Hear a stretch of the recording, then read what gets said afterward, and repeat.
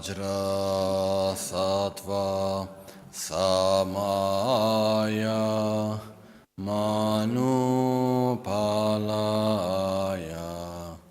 Vajra Sattva Tenopa Trishta Didro Me Bhava Soto Kayo Me Bhava Supo Kayo Me Bhava Anurakto Me Bhava Sarva Siddhi Me Prayatsa Sarva Karma Sutsa Me Sitam Shriyam Kuruhum Ha ha ha ha ho Bhagava Sarva Tathagata Vajra Mame Munsa Vajra Bhava Maha Samaya Sattva Ahum Pe He Ho Shude Shude Soha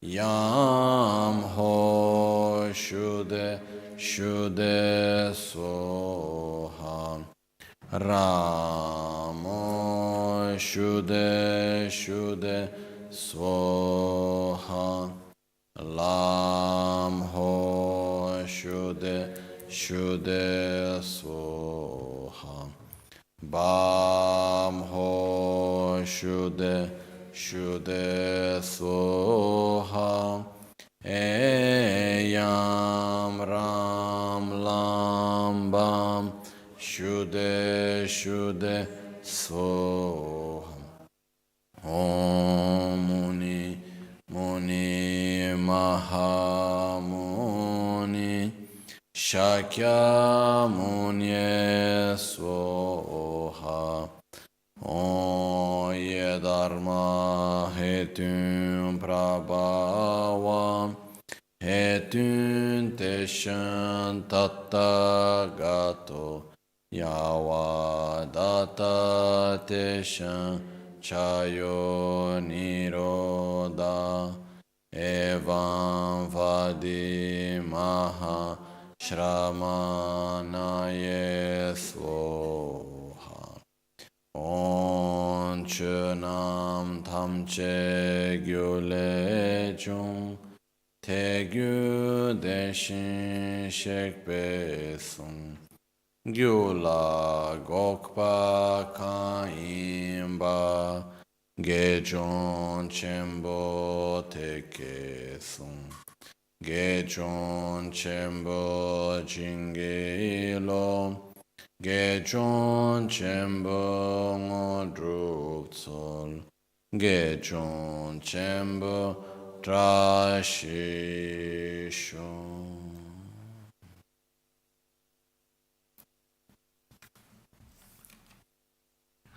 Page 26.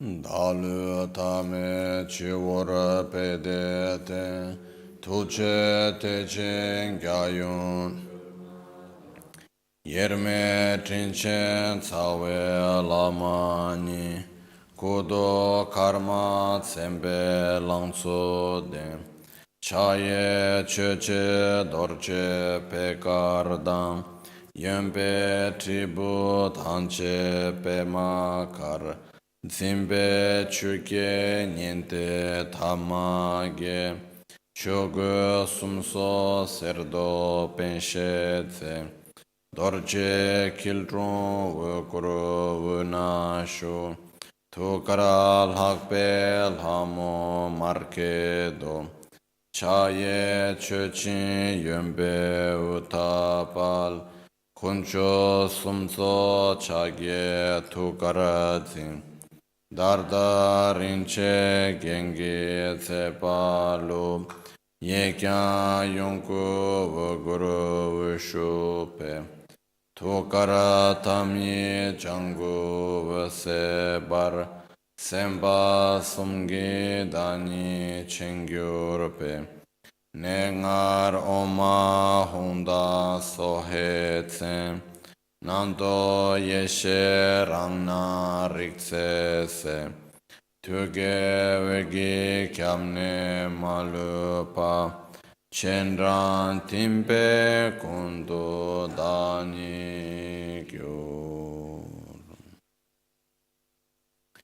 Gosung gupe gane chatse lo Ngosha yidru chopa malubu Tome nesa dikdun tamche sha Kepa gewa namla Korwa maton pardo lekshu ne Drola chuki korlo korwa dam Dashen genan chanchu chembur ngo sashi Pöki chushi meto tram Rirav lingshe nide gembadi Sangye shindu mikde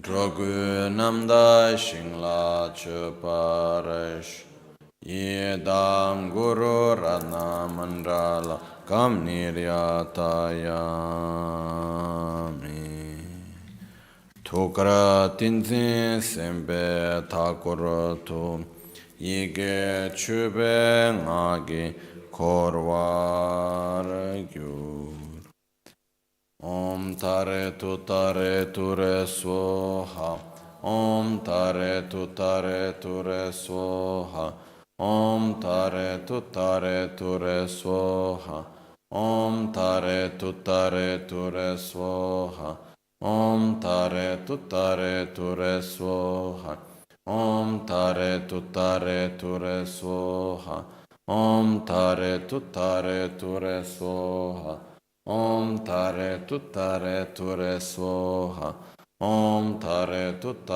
ture soha Om tare ture soha Om tare ture soha Om tare ture soha Om tare ture soha Om tare ture soha Om tare Om tare ture soha Om tare ture soha Om tare ture soha Om tare ture soha Om tare ture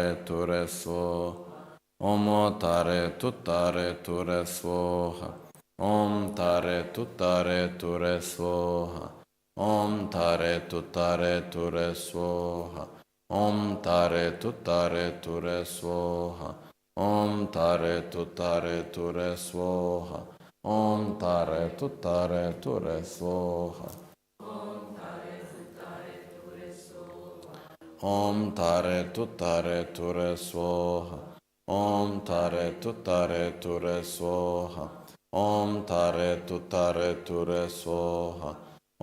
soha Om